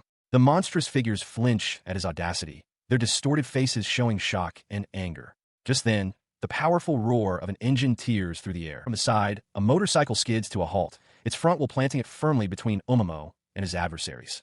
The rider, Onizuka, has arrived. The unexpected interruption leaves both Omomo and the monstrous officers momentarily stunned. He is not alone. Behind him, an entire gang of bikers rumbles into view, their engines growling as they form a line of support.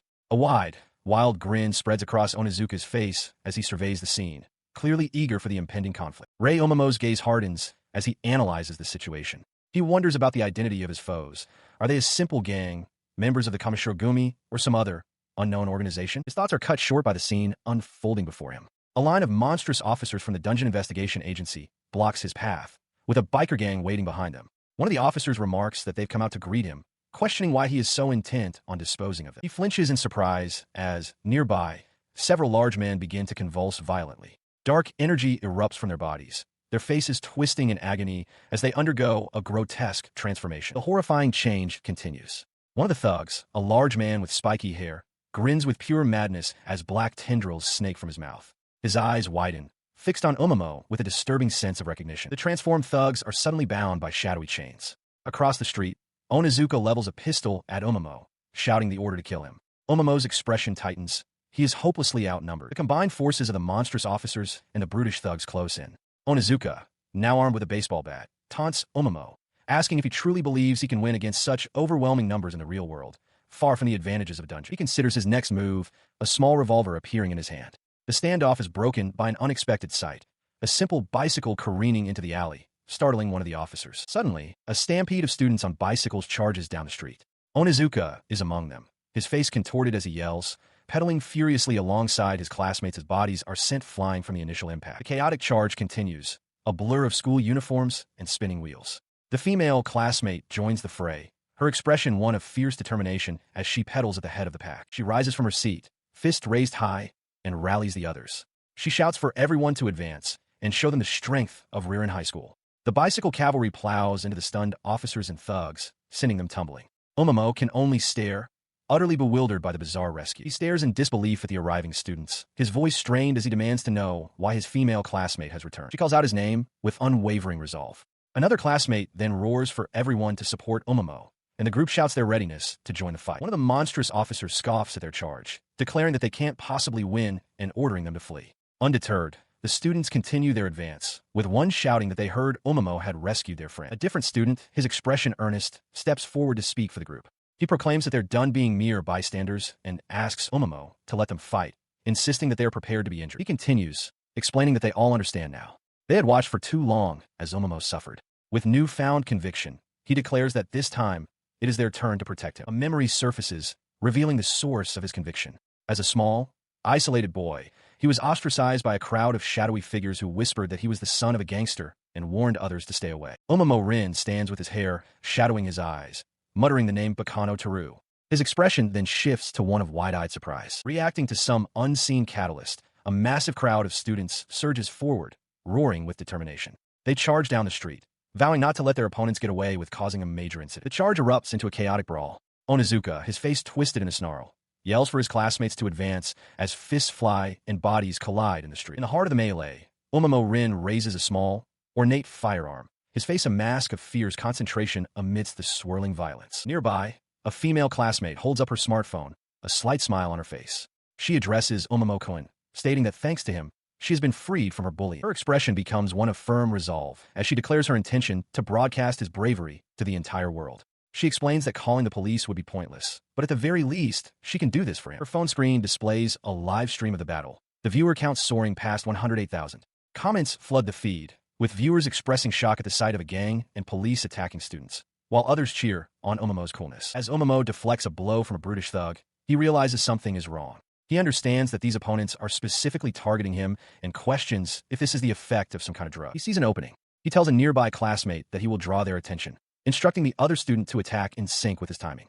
The classmate acknowledges the plan with a determined shout, as Omomo recognizes this as a chance to turn the tables. He stands alone, facing the remaining enemies. He counts them off, 5 to his right, 4 to his left. With a calm challenge, he invites them all to come at him. In a flash of motion, he engages both groups simultaneously, sending bodies flying. He gives the signal, shouting for his classmates to advance. With the path now clear, the students surge forward in a unified charge, running past the groaning bodies of their defeated enemies. As he runs past the fallen, the defeated Onizuka glares up at him from the ground, screaming that he is a monster and warning him not to underestimate Jujutsu in high school. His classmates come to a halt, gathering around the unconscious forms of Onizuka and his followers. They stare in disbelief, one of them quietly asking if the fight is truly over, while another confirms that it appears to be so. A quiet moment hangs in the air as the students take in the scene of their complete victory. The silence is shattered by a sudden eruption of cheers. The students celebrate wildly, praising Omomo for his incredible feat. Their praise continues, with one student marveling at Omomo's strength. Another excitedly points out that this means they defeated all their opponents with a single punch, declaring their strategy a perfect success. Amidst the celebration, a classmate with glasses notices Omomo's grim expression and asks what's wrong. Omomo turns away, his voice low and urgent as he orders them all to retreat into the school building at once. He faces the confused crowd of his classmates, his expression grave. He confesses that he isn't sure he can protect them this time, leaving them stunned and uncertain. On a city street, a horde of monstrous officers with blank white eyes and distorted faces closes in. The one in the lead points forward, his mouth agape, as he utters the name of his target. Omomo, Feiing. Found. In response, Omomo Rin stands with his back to his classmates, his posture rigid. The others, including Onizuka, stare in disbelief at the approaching mob. Onizuka mutters that it must be a lie. His classmates begin to panic, one asking if he truly intends to fight the entire group by himself. Omomo glances back, his expression severe, and orders them all to run, warning that the next battle will not be mere child's play. He turns away from them completely, facing the monstrous officers alone. He tells his friends they have done well to make it this far, but they must leave the rest to him, as the enemy is targeting him specifically. Unwilling to abandon him, his classmates protest, pleading to be allowed to fight alongside him and be of some help. Omomo whirls on them, shouting that it's useless. If they stay, they will die. The argument is cut short by the sudden screech of tires. A dark car speeds recklessly down the street toward them. Omomo's head snaps to the side, his eyes wide with surprise as he questions the driver's sanity. Without slowing, the vehicle plows directly into the ranks of the monstrous officers, scattering them violently. His classmates can only watch, their faces etched with shock at the brutal intervention. The car continues its destructive charge through the horde, rapidly closing the distance to where Omomo and his friends stand frozen. With a final, sharp screech, the car slides to a halt directly in front of Omomo. A calm voice from inside remarks that heroes are always late to the party. The driver is revealed to be a man in a suit wearing a large, cartoonish white rabbit mask. He turns to Omomo and says, "I've kept you waiting, Rei-sama." The man holding the rabbit mask, Toma, receives his instructions from above. Omomo Rin looks down with a confident smirk, telling Toma to leave the situation to him. He then dons the mask and straightens his tie. The driver explains to Omomo that his identity must remain a secret, so he is entrusting Omomo with something to use in his place, urging him to unleash his full power. Omomo looks on, questioning what this is. He reveals a dark, crystalline object, assuring Omomo that with it, even a force of 10,000 officers would be no match for him. The masked driver encourages him to demonstrate his true power to the foolish officers. As if on cue, a new contingent of enforcers arrives, their faces concealed by black domino masks. Omomo turns to face this new threat, a sense of anticipation in his voice. He turns his attention back to the monstrous officers, dark energy crackling around his hands. With a determined expression, he announces the beginning of the second round. As the monstrous officers restrain a man, Omomo Rin appears, tendrils of dark energy swirling around him. With a smirk, he announces to the stunned crowd that he's kept them waiting, and that round 2 is about to begin. He lunges forward, a blur of motion as the dark energy coalesces around his fist. He roars for the bastards to take this, unleashing a powerful strike. The impact creates a violent explosion of dark power, sending the monstrous officers and debris flying in all directions. His classmates, including Onizuka, stare with wide-eyed disbelief at the devastation. Amidst the chaos, the man in the rabbit mask watches the scene unfold with an unnerving calm. The event, captured on a live stream, floods with frantic comments from over 100,000 viewers. They question what is happening, how he possesses such power, and whether any of it is real, with one concluding that Omomo is clearly not human. Back on the ground, his classmates are equally bewildered, asking what just happened and comparing the spectacle to a movie. Their shock is interrupted as the defeated officers begin to stir and rise once more. One of the recovering officers aims a strange, multi-barreled weapon. Omomo realizes it's more than just a simple drug they're using as the weapon fires a volley of pellets. His classmates cry out in alarm as the projectiles streak towards him. He stands his ground, unflinching. Just as the pellets are about to hit, a massive wall of translucent crystal erupts from the ground, effortlessly blocking the entire barrage. The classmates stare, baffled, wondering where the bullets vanished to. Ignoring them, Omamo turns, a glowing magical sigil forming over his hand. He declares that he is the enemy, warning them not to involve anyone else. His gaze fixes on two of his terrified classmates, one of whom is now holding the officer's strange weapon. He tells them coldly that he's going to end this now. He unleashed a maelstrom of dark energy, the raw power flinging his classmates away from him. As they were violently repelled, the student with glasses recognized the nature of the spell with dawning horror, identifying it as ultimate earth magic. The spell culminated in a cataclysmic explosion. With a technique he called wall smash, the very ground fractured and burst apart, sending the classmate who had held the weapon hurtling through the chaos. His flight ended abruptly as he was brutally slammed against a jagged wall of earth, a scream of pure agony torn from his throat upon impact. An unseen force blasts the monstrous officers backward, shattering the ground around them. Onizuka and his fellow students can only stare in disbelief and terror, while the man in the rabbit mask observes the chaos with an unnerving calm. The source of the attack is revealed. Omamo Rin stands amidst the rubble, a wisp of dark energy dissipating from his raised hand. He calmly announces that the cleanup is complete as the defeated officers lie motionless around it. His classmates, their fear replaced by awe, rush toward him. They exclaim that Omamo is amazing and that, thanks to him, they should be safe for a while. He, however, appears completely unfazed by their sudden praise. They crowd around him, bombarding him with questions about how he accomplished such a feat. One student mentions the shockwave, while another observes that his movements were not those of an ordinary person. He internally expresses his frustration, realizing he can't possibly explain that he used his dungeon status. At that moment, the rabbit-masked driver waves from a nearby car, informing him that a certain Ijima has summoned him. He turns to his classmates, telling them he has somewhere else to be and that this area should be safe now. They ask where he's going. He briefly wonders about the identity of the masked man, but decides it's too much trouble to investigate everything. He gets into the car and bids them farewell. One of the students remarks that if Omamo says it's safe, then it must be. As he departs, Omamo tells them that this incident has given him a new perspective on them. As the car pulls away, the students are left standing on the street, watching him go in stunned silence. A moment later, a strange energy seems to ripple through the group. They all stand rigidly at attention, their expressions hardened and devoid of their previous emotion. From the departing car, he looks back with an annoyed expression. He demands to know what they are doing, questioning if they're trying to imitate a military troop. He sits in the back of the car, listening as one of his classmates explains their thinking. They had realized that Omamo was the same person as the blood-soaked Silent One, a figure gaining notoriety online. The student continues, declaring that because Omamo is now their leader, they decided to see him off in a manner befitting a Yakuza boss. Omamo can only stare back, utterly bewildered by this sudden declaration. His confusion is palpable as he mutters the word boss. Under his breath, beside him, the rabbit-masked driver remains perfectly still, a puff of steam escaping from his head. Despite his bewilderment, he offers a slight smile and a wave, telling them he'll see them later. His classmates, with earnest expressions, urge him to do his best and promise to wait for his safe return, though they admit they have no idea what he is being sent to do. With the farewells concluded, the car speeds away from the curb, leaving the entire group of students standing in their rigid, formal lines. Inside the moving vehicle, Omamo turns his attention to the man sitting across from him, Ijima, and asks about their next destination. Ijima confirms that Kasumi is involved, prompting Omamo to ask if he means the Kasumi. Ijima clarifies that there is a government-exclusive dungeon located there. The phrase government-exclusive dungeon catches him by surprise. He recalls hearing rumors about such a place, but never believed it actually existed. Ijima elaborates, explaining that it is a top-secret location somewhere in the country, unknown to the public. It serves as a containment facility for items and monsters deemed too dangerous to exist. He adds that for safety reasons, not even the police can enter, and that Omamo's involvement is based on his own judgment. Leaning back against the seat, Omamo sighs, reflecting on how troublesome the situation has become. Suddenly, he jolts upright, startled by a presence beside him. He turns to see Miyamoto Karen sitting there, her head twitching as her eyes remain unervingly shadowed over. He stared in disbelief as the man with the eye patch ordered the driver to head for the Yoshimori residence. Omamo demanded to know why, and the man explained that the person they were going to see had been acting in concert with him, making them a likely target for both the police and other violent groups. In response to the urgent command, the car sped through the streets, tires screaming as it skidded to a stop before a two-story building. A menacing group was already there, one of them brandishing a firearm as they blocked the stairs. At the top of those stairs, a young woman stood her ground, demanding to know who the intruders were.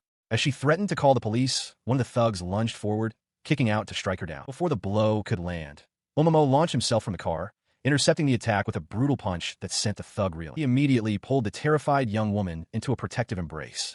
She sobbed that she had been so scared, but he held her tight, reassuring her that everything was all right now. But the danger was not over.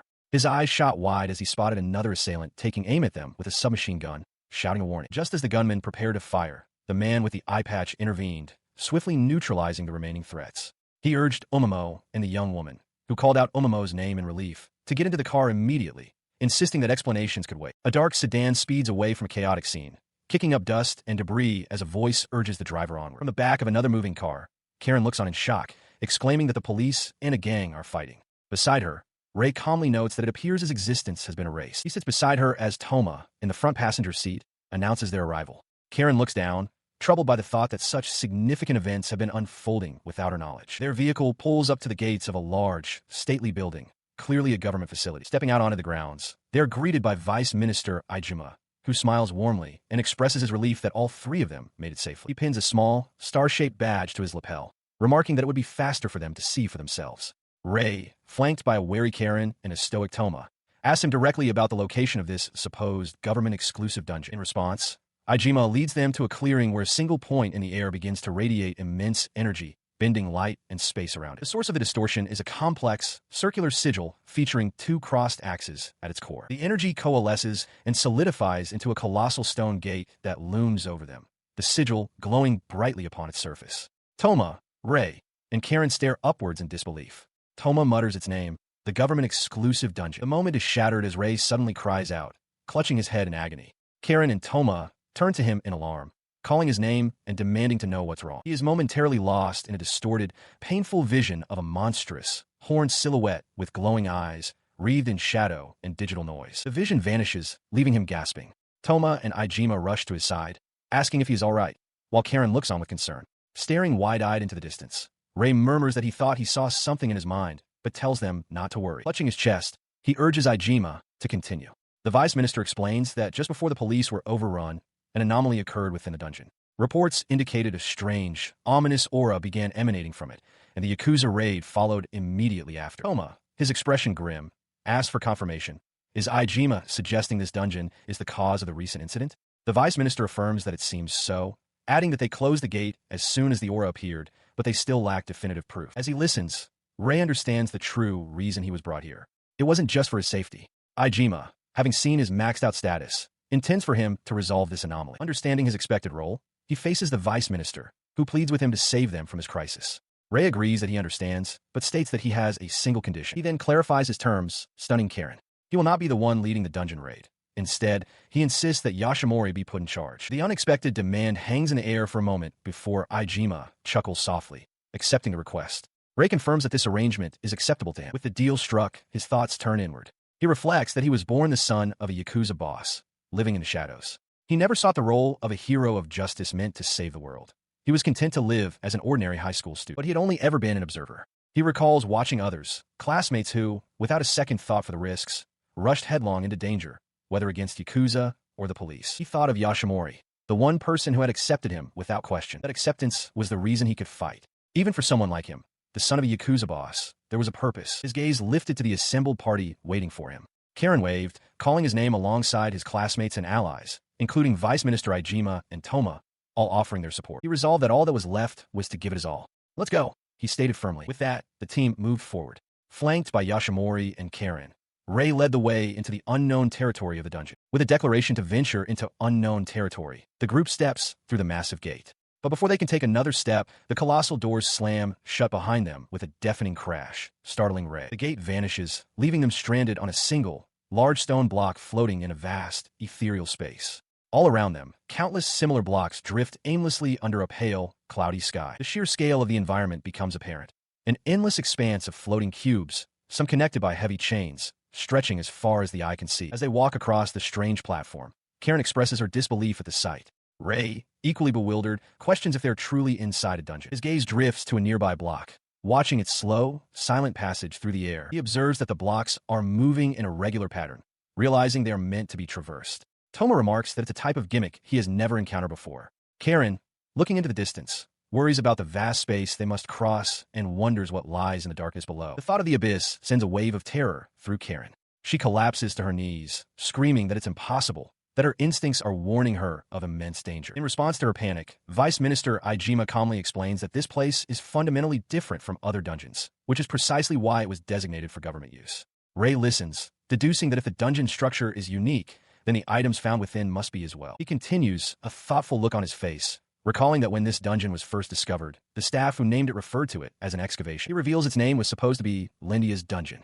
The revelation hits Ray and Karen with force, their expressions filled with shock and confusion. He staggers back, a sharp pain lancing through his head. Karen and Toma call out his name, their voices filled with concern as he recoils. The pain intensifies. He questions himself, his mind reeling. Why did this place, which he had never visited, feel so familiar? How could he possibly know that name? Karen rushes to his side, her voice laced with worry as she suggests finding a doctor. He brushes off her concern, assuring her he is fine, before turning his strained gaze to the vice minister. He demands to know what Ijima meant when he said they excavated the name Lindia's dungeon. The vice minister calmly explains that his staff discovered a stone slab inscribed with the name. However, he adds, they have since lost contact with the individual who found it, and his current location is a mystery. Ray processes this information, his gaze falling to his own hand. He wonders what awaits them deeper inside, and more importantly, why his own body is undergoing such a strange transformation. His resolve hardens. He turns to the others and announces they will proceed, vowing to protect them all. He cautions them to remain vigilant for any unexpected dangers. Karen agrees enthusiastically, while Ijima and Toma give their solemn assent. In an instant, a monstrous wolf-like beast erupts from the shadows. Toma springs away from the sudden assault as Ray is knocked back. Karen immediately begins to channel magical energy, her hands glowing. Without hesitation, Vice Minister Ijima thrusts his hands forward, unleashing a barrage of golden rings that slam into the beast's face.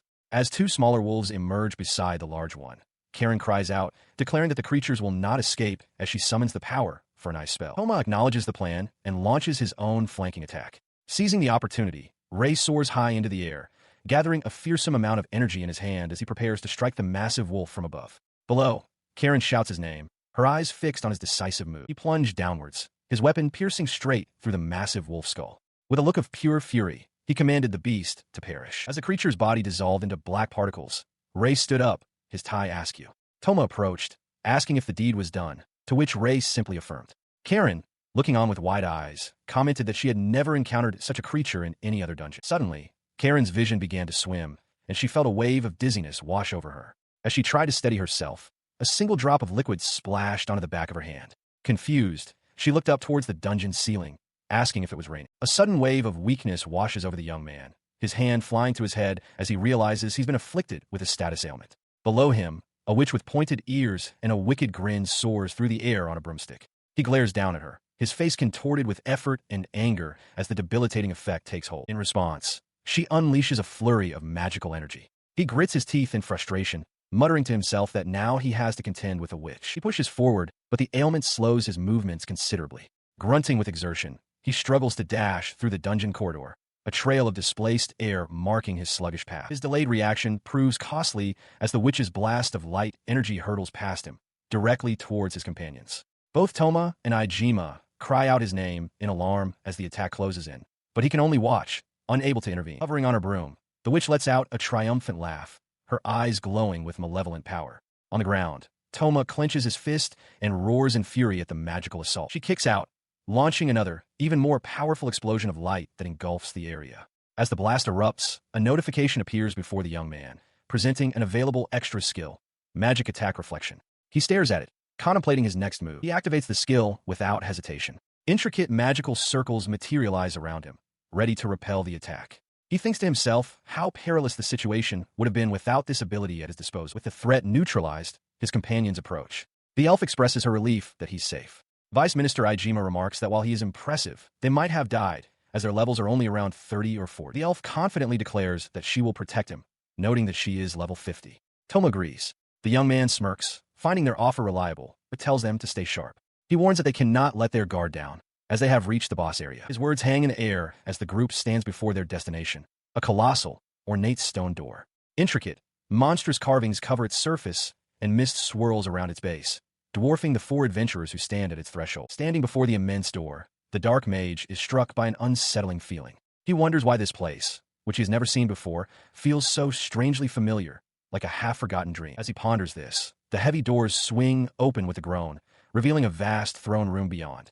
At the far end, perched atop a grand throne, sits a small, winged, demonic figure, waiting in the shadows. The creature lets out a low chuckle as its body begins to contort and expand, transforming into a towering, muscular demon with long white hair and massive horns. It announces itself as the second demon god, Fegnia Yugnant, stating with a grin that it has been waiting for them. It laughs, a sharp and mocking sound, calling them a disgusting bunch. The dark mage stares, his eyes wide in disbelief, a flicker of recognition warring with his confusion. The demon's cruel gaze locks onto him. It suggests that he and the dark mage are kindred spirits, addressing him by a name he does not know. Lynch's. The dark mage is frozen, the unfamiliar name echoing in his mind. He stumbles back, clutching his chest as a sudden, sharp pain erupts within him. He shouts out, demanding to know what the demon is talking about, his voice filled with denial and agony. The pain forces him to his knees. The elf companion cries out his name, Rei-kun, rushing to his side. Toma ally glares at him, demanding to know if he's in pain again, while Vice Minister Ijima watches with grave concern. As he collapses, a fragmented memory violently surfaces, a vision of himself, clad in his familiar dark armor, locked in a desperate battle against this very demon. The impossible recollection leaves him breathless. He grips his head, reeling from the mental assault. He internally screams that this memory should have nothing to do with him, yet the images are undeniable. He struggles to understand what is happening. Fegnia's triumphant laughter fills the hall as it commands him to remember. Enraged, Toma ally shouts at the demon, calling it a monster and demanding to know what it did. Beside the fallen dark mage, the elf companion desperately tries to get him to respond, pleading for him to hold on. He stared, bewildered, as the demon god Fegnia continued to speak. The demon questioned his presence in the dungeons, noting that no matter how much he hid himself away, the speed at which he gained levels was simply abnormal. Fegnia pressed further, asking if the dark mage himself hadn't felt a sense of profound wrongness about it all. The words triggered a vivid, painful memory. He was a student again, collapsed on the floor as Onizuka stood over him. The bully taunted him, questioning how he could be so calm despite being beaten by delinquents every single day. And looming over this scene from his past, impossibly, was Fegnia.